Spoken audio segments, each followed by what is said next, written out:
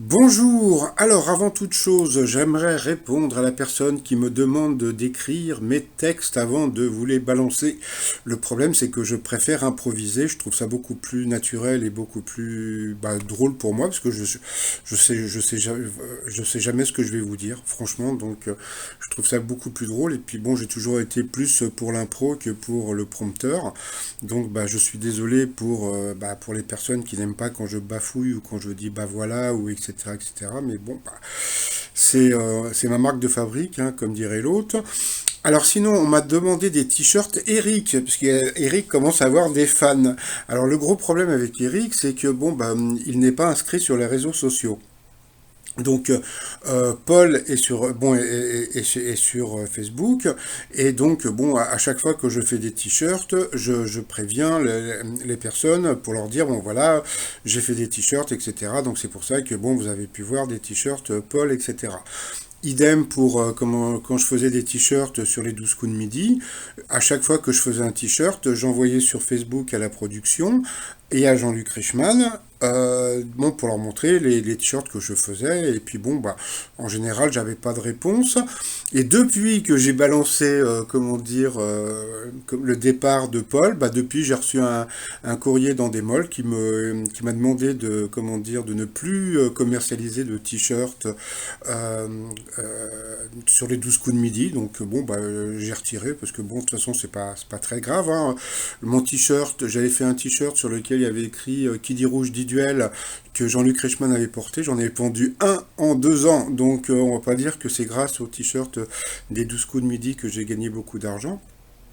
Mais bon, je respecte le fait qu'ils refusent que je vende des t-shirts. Par contre, alors pour les personnalités, quoi, pour les personnes, pardon, qui veulent des t-shirts d'Eric, moi, la seule chose que je peux faire, c'est faire sur mon site, je personnalise les t-shirts. Donc, si vous voulez que je vous fasse un t-shirt avec Eric, vous m'envoyez une photo et le texte que vous voulez faire.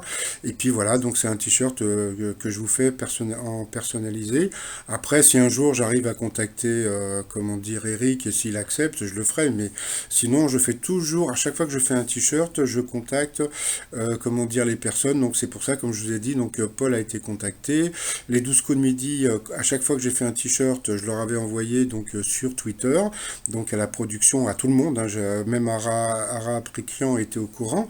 Donc je n'ai jamais fait des t-shirts dans le dos, etc., etc. Puis je vous raconterai les problèmes que j'ai eu avec certaines marques. Voilà. Sinon, un petit truc assez rigolo, c'est qu'hier, dans N'oubliez pas les paroles, il y avait donc Cindy contre Anthony, et puis Anthony, il y a un moment, donc il a chanté une chanson, et puis la production s'est trompée et a mis directement les paroles. Donc on lui a dit, il dit, bon voilà, donc la personne a dit, bon voilà, ça gâche un peu le goût de mes plaisirs, sauf que Anthony, il a dit, bah non, mais moi j'ai jamais rien dit. Donc en fin de compte, c'était la production qui s'était trompée, et puis Nagui s'est expliqué en disant que c'était une erreur de la production et que la personne c'était son dernier jour. Bon, je pense que c'était pour déconner. Donc c'était assez rigolo, mais bon, Cindy aurait pu perdre sur cette question, surtout que, comment dire, mais bon, après elle a quand même gagné avec, je crois qu'elle avait 300 points contre 70 pour lui. Donc voilà, donc quand on anime des jeux télé, souvent il y a il y a des erreurs. Et puis bon, même si c'est enregistré, ils l'ont passé, je pense, par honnêteté. Alors sinon, quoi de neuf aujourd'hui dans les 12 coups de midi? Eh bien, Eric Le Breton, toujours maître de midi. Jean-Luc Reichmann, toujours aussi sympathique. On a appris qu'Eric avait fait son service militaire à Fontainebleau et qu'il avait fait le plan Vigipirate. Donc, eh bien, le t-shirt Vigipirate des Caraïbes, que voici, que voilà. On a appris que dans la production, il y avait la fille de Bernard Ménez, de Pierre Ménez, non, de Bernard Ménez qui était là. Donc, bonjour mademoiselle, si vous regardez mes vidéos. Au coup d'envoi, la première question: quel professeur est un des fondateurs de Charlie Hebdo? Donc c'était le professeur Cheron.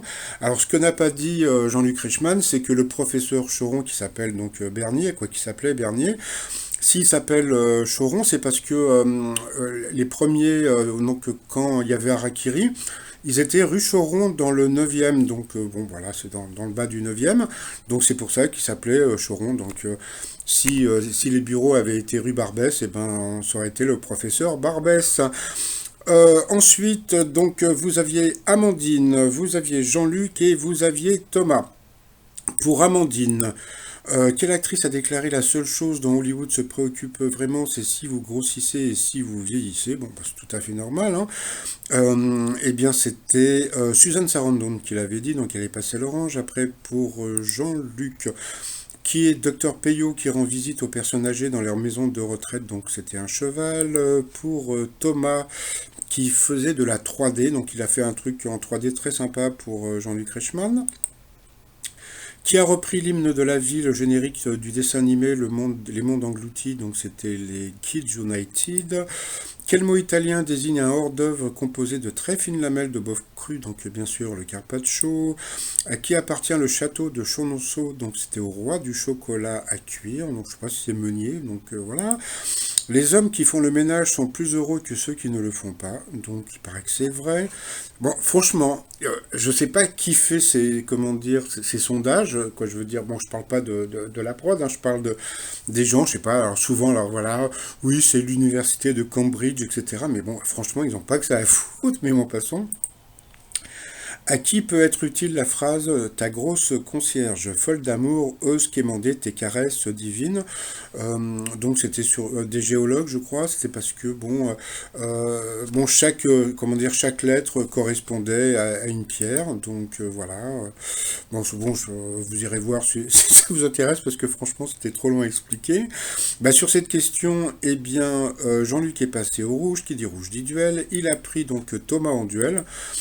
Non, c'est le contraire. Donc c'est Thomas qui est passé au rouge, donc il a pris Jean-Luc en duel, qui a une question de bébé, hein. Donc en quelle année François Mitterrand a-t-il été élu président de la République pour la première fois? Donc bien sûr en 1981. Ensuite, moi j'aime beaucoup le montage qu'ils ont fait, donc bon passons. Ensuite, Jean-Luc, Eric et Amandine se seront trouvés au coup par coup. D'abord, c'est Amandine qui est passée à l'orange. Ensuite, ah oui, eh bien, Eric aussi est passé à l'orange. Et puis après, bah, ça a été, je sais même plus qui, ça a été Jean-Luc encore. Et après, encore Amandine qui est passée à l'orange, donc au rouge. Qui dit rouge dit duel. Elle a repris encore Jean-Luc en duel, qui a une question assez simple, hein. Quelle ville est située en Normandie? Donc bien sûr, c'était Rouen. Donc ensuite, Jean-Luc et Eric se sont retrouvés en coup fatal. Et puis là, ça recommence. C'est-à-dire que bon, j'arrive toujours pas à comprendre pourquoi la production donne des questions difficiles aux challengers du maître de midi, parce que franchement, comme je l'ai dit hier et comme je continuerai à le dire, Eric est vraiment très cultivé, il est vraiment très fort, il n'a pas besoin d'être aidé comme ça sur des questions hyper dures. Bon, après, donc il y a une question où se trouve qu'est-ce qui se trouve à Carnac en Bretagne, donc bon, bah pourquoi pas dans quelle ville habite Eric, donc je sais pas, donc je comprends pas. Après, bon bah quelle plante à fleurs rouges originaire du Mexique est appelée l'étoile de Noël, donc c'était un nom hyper compliqué, etc., etc. Donc bon bah voilà, donc à la fin, donc Jean-Luc a perdu, mais bon, allez, on ne dit rien. Donc il a eu droit à une accolade de Eric et le nouveau cadeau, donc une gourde. Alors il paraît que 2020 c'est l'année de la gourde, ça m'étonnerait, mais why not? Donc voilà. Par rapport au coût de mètre, eh bien voilà, comme d'habitude, quelle installation permet de produire de l'électricité grâce au vent? Donc bien sûr c'était l'éolienne. Dans quelle ville de Toscane peut-on admirer la célèbre tour penchée? Donc bien sûr la tour de Pise. Quel condiment est essentiel pour la préparation d'un plat à la dijonnaise? Donc bien sûr c'était la moutarde. Selon l'expression, quand quelque chose tourne court, en quoi cela tourne-t-il? Donc en eau de boudin. Et puis à la fin, donc alors bon, ce que j'aime bien, c'est que bon, j'ai l'impression que maintenant à la fin, il y aura toujours des questions difficiles, parce que là, c'était vraiment pas facile. Quelle nuance de bleu doit son nom à un pays d'Asie? Donc bon, bah peut-être moi j'aurais dit peut-être le cyan par rapport au Siam. Et bah c'était l'indigo. Bon, il le savait pas, il l'a dit au pif, mais bon, voilà. Donc c'était une question difficile et bon bah bon, bravo. Alors par contre, alors après. Il s'est passé un truc un peu dommage parce que bon, comme vous savez, donc bah, sa femme est partie, hein, donc elle n'est pas partie avec quelqu'un d'autre, elle est partie pour s'occuper des enfants. Donc bah, depuis qu'il est tout seul, donc d'avoir gagné ce coup de maître à 10 000 € à partager donc avec la nouvelle cagnotte, bah, il s'est retrouvé un peu tout bête, hein, puisque bon, bah, d'habitude, il va faire un bisou à sa femme, etc. Et puis comme je vous dis, donc elle l'a quitté, mais pour rejoindre donc ses filles. Donc il s'est retrouvé, voilà, un peu penaud comme ça, bah, à s'applaudir, voilà quoi. Donc c'était un peu étrange. Donc voilà, donc bah, quand même bravo à lui. Par rapport à l'étoile mystérieuse, bon bah je sais pas ce qu'il a dit parce que mon ordi a planté à ce moment-là. Donc comme je vous ai dit, donc c'est toujours Iggy Pop. Et puis bah pour finir, donc le t-shirt 20 sur 20 pour 2020, le t-shirt Je suis le roi, j'ai eu la fève, tout ça sur le site trosmignon.com. Et sinon, bah, je vous souhaite une agréable journée et je vous dis à demain. Bye bye.